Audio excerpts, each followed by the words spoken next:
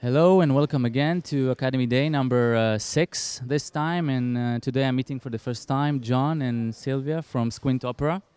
And to get started, please tell us a little bit about yourself and what it is you do in the company. So at SquintOpera, I'm a 3D artist. I come from architecture. I'm an architect.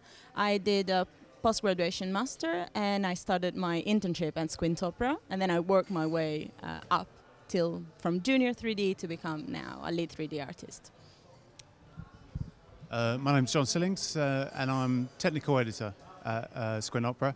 As well as other stuff, I deal with a lot of the nuke compositing side, a lot of the pipeline, and a lot of that kind of thing. I come originally from music production and actually more filmmaking, and I know very little about architectural viz, so a lot of this all kind of goes over my head sometimes. So basically my sort of role within Squint is dealing with more the cinematic film side of things and bringing all those, those production techniques so that we can create sort of, exciting and innovative films.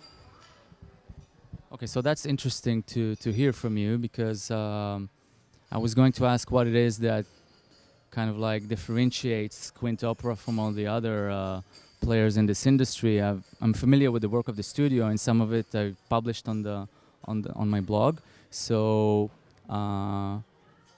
what we heard in the talk from Epic and the new technologies that's coming into our field, how does that resonate?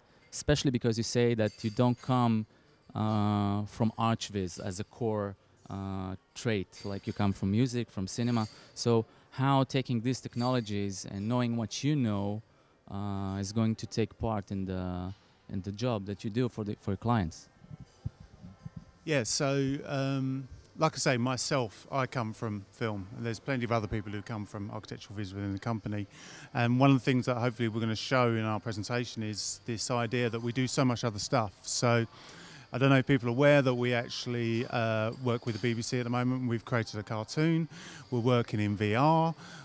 We're doing lots of stuff in installation museum pieces, all these kind of things which have elements from architectural viz, but then there's also stuff that has nothing to do with architectural viz. We're moving into doing VFX for films. We're working with the BBC again and E4, and we're doing TV series as well as feature films at the moment, and it's an ever expanding thing. So in relation to new technologies, we're very much embracing a lot of new technology, like I mentioned in VR, as well as from the compositing side. We're looking at using V-Ray for nuke as one of our tools, so that we can take some shots from 3D and work directly in a nuke as our compositing tool. Yeah, so having that pipeline, and that pipeline will feed into, maybe not fully into the architectural viz side, but maybe the VFX side or the cartoon side, all this kind of thing. So really, pipeline-wise and the development, we embrace a lot of new tools. A lot of the Foundry's tools. We use Hero, project management. We use an F-Track, all this kind of thing to be rather than just doing stills or something. And we've got 50 people working on certain projects, so you need that solid pipeline, and that's kind of how we're using these new technologies and tools. So. So hearing all this, my next question will be, when you're looking for someone to join your studio, a new employee, what is it that he needs to know? What is it that you're looking that will make him fit much better, integrate much faster, and become a better part of a team? So maybe from your standpoint. And I can talk from my personal point of view, because I started as an intern, and I really knew very little about technical side of things. But what you need is a lot of passion, so you need to be able to get excited about the work you're doing. You need to bring ideas to the table, and they're very open about that. And I would say that you need to be able to learn. Like, you need to be humble and just say, okay, maybe I don't know how to do this. I try, and then I ask.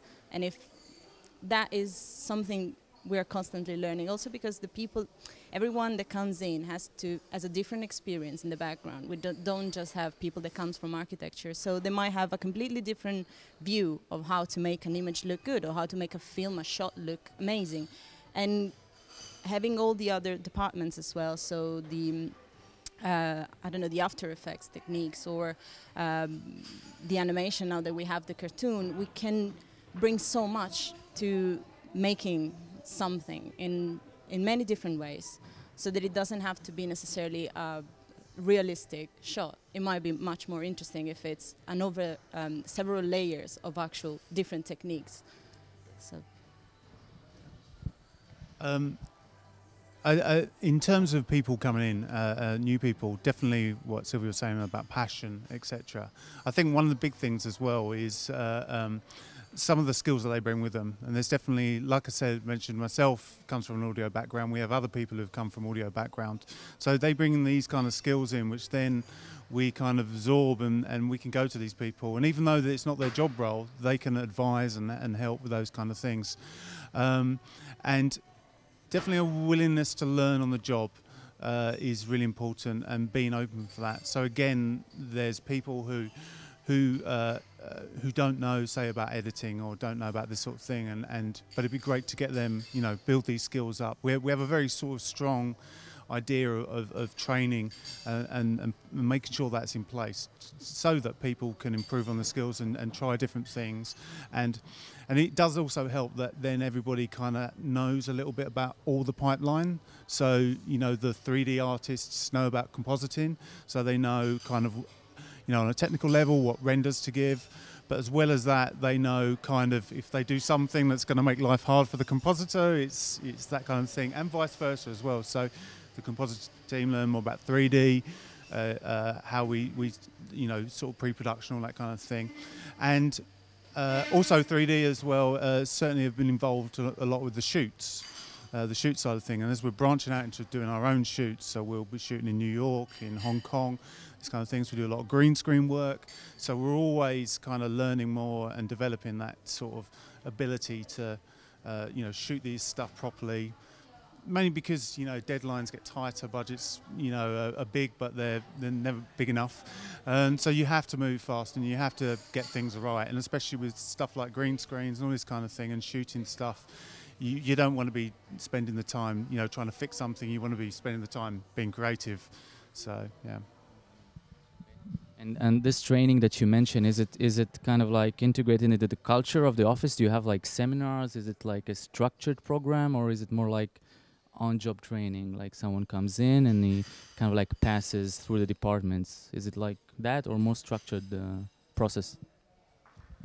I'd say it's a combination. So we certainly have a kind of sort of induction. I guess 3D, you could talk about more about how that's, you know, people learn stuff. We have producers who come in and they're given a tour of each department and what each department is involved. So they won't necessarily ever need to do those things, but they'll know, you know, what's involved with compositing, what's the whole pipeline, the whole process is.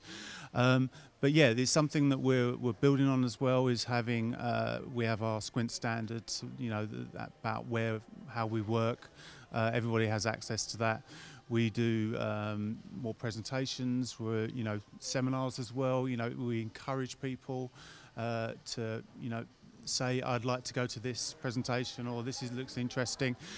Being in London's great. We're in Battersea, so we're not quite in Soho, but Soho, we have a very good relationship with people like Escape Technology, and that we're always putting on these amazing seminars about stuff. They've got a great one coming up about colour and all this pipeline, all this sort of stuff that you know is just really important to be at the cutting edge, and especially with that kind of thing, is you're there with the foundry, you're there with Autodesk and all that. You're talking to the people who are actually, yeah, and we have a brilliant relationship with V-Ray and stuff like that. So we can go to them, and, you know, if we have problems, we can talk to them directly and all this kind of thing. So it's, yeah, it all kind of feeds into itself. So. And we have another thing, which, like, the way we are organized is through teams. So we have, let's say, a Photoshop team, a 3D team, a comp team, an After Effects team, and you can join a team, even if you are not directly, if you can't use actually that tool, you can say, I'm actually interested in learning that. And then the team meets every month and they discuss topics that are related to the team. And you can also, for example, in the Photoshop seminar, which Photoshop team that I decided to join, they started doing a knowledge share every month to basic techniques or finishing passes, or it's a very good way of just showing that you're interested in other subjects, and then you can go and just chat to the people who know about that and learn. Okay, so besides the actual work, what it is that you do to wind down, relax? I usually ask people, what's your morning routine before you get to work? What it is that you do? And another one is, what is the one thing that you really want to like test right now? If you go back to your workstation, that is what you want to test, a new thing, something. I suppose in terms of winding down, jamming, beer. One great thing is, one really nice thing, definitely good, is we're based in Battersea, so we have Battersea Park. So I walk to work every morning and I walk through this beautiful thing, and it's like stress. You hit Battersea Park, and then it's like, birds tweeting, all that sort of thing. It's in a lovely location. And again, one thing that we talk about in the presentation is that we do actually own a bar. So we're multifaceted. So if you come to us, the studio is kind of upstairs, and then downstairs there's a thing. Yeah, and there's a whole history to where it's come from. It's called the Doodle Bar, and basically you can draw on the walls and stuff. It's a very sort of artistic, creative space. We've got a thing called the Beach, which is basically the outside area, and during the summer that's lovely, and they have barbecues and events and all this kind of thing. So there's a lot always going on, not just like for personal wind down, but also for company wind down. So we have, the usual Friday beers, and we have a presentation of what, some of the things that have been happening during the week, what people have been working on, especially with Okido, the cartoon that I mentioned for the BBC. They've been showing episodes of that. So Squint has been split in two. There's Squint and then there's Doodle, which are the guys who are doing the Okido side of things. So it's completely separate in a way, but they're all in the same studio. So seeing what they've been doing, sitting watching a 5-minute kids cartoon at the end on a Friday with a beer in your hand, it's perfect way to wind down. So yeah, I would say the same. Yeah, I would just usually it's nice to just go down and relax, and the space is nice, and you have your colleagues, and you can just for a second stop chatting about work, or maybe you still do chat a little bit about work, but it's on a more relaxed level and on possibilities or things that you want to explore. And yeah, so that's a good way. Okay, something to test right away, like. Oh yeah. The second question. Software-wise, I'm not sure. Do you have one in mind? Yeah. A lot of what we're doing at the moment, aside from this massive project, which I'm looking forward to getting back and working on, because I just want to get it done, we do a lot of what we call SOA, which are SquintOpera Breakout. And basically it's kind of downtime projects or fun projects kind of thing. So there's a project I'm working on at the moment from outside with a friend of mine. It's called Turgo. It's like this robot short film.